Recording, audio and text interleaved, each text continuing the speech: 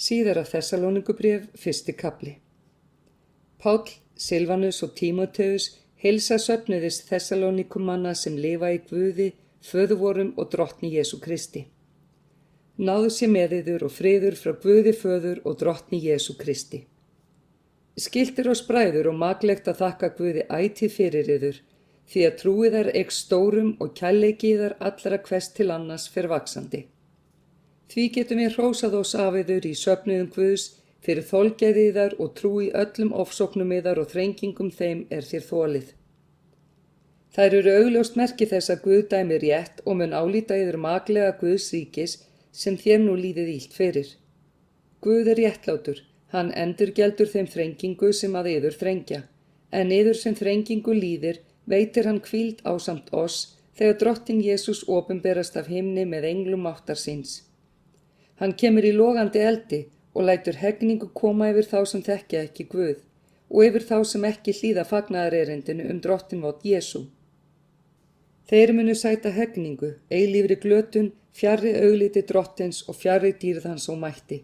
Á þeim degi hann kemur til að vegsamast meðal sinna heilögu og hljóta lof meðal allra sem trú hafa tekið. Og þér hafið trúað þeim vitnisburði sem vér fluttum yður.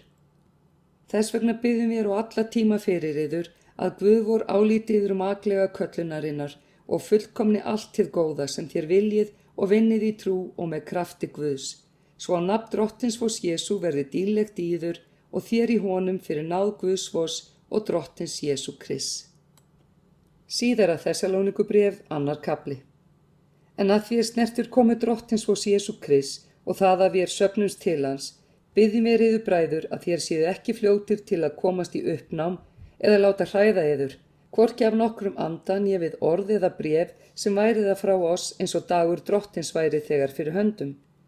Látið engan villa yður á nokkurn hátt, því að ekki kemur dagurinn nema fráhvarfið komi fyrst og maður syndarinnar birtist.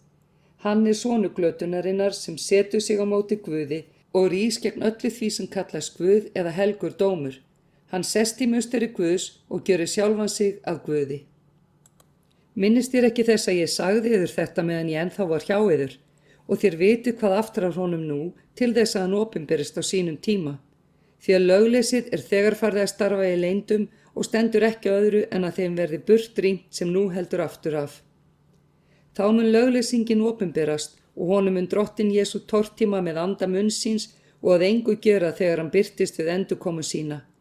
Lögleysingin kemur fyrir tilverknað Satans með miklum krafti, lygatáknum og undrum og með alls konar ranglætisvélum sem blekkja þá sem glatast, af því að þeir veitt ekki viðtöku og elskuð ekki sannleikann, svo að þeir mættu verða hólpnir. Þess vegna sendir Guð þeim megna villu til þess að þeir trúi lyginni, þannig munu allir þeir verða dæmdir sem hafa ekki trúað sannleikanum en haft velþóknun á ranglætinu. En alltaf hljótum við að þakka Guði fyrir yður bræður, sem drottinn elskar. Guð hefur frá upphafi útvalið yður til frelsunar í helgun andans og trú á sannleikann.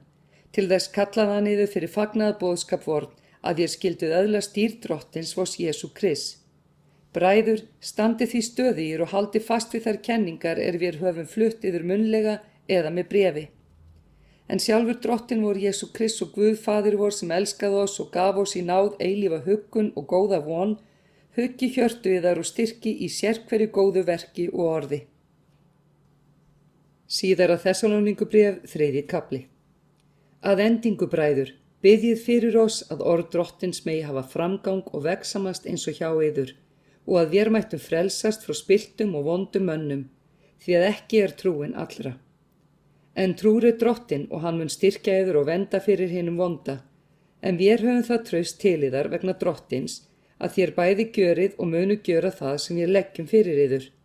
En drottinn leiði hjörtu yðar til kærleika Guðs og þolgæðis Krists. En við bjóðum yður bræður í nafni drottins vors Jesú Krists að þér sneiðið hjá hverjum þeim bróðir lifir óreglulega og ekki eftir þeirri kenningu sem þeir hafa numið af oss. Því að sjálfur vitið þér hvernig á að breyta eftir oss.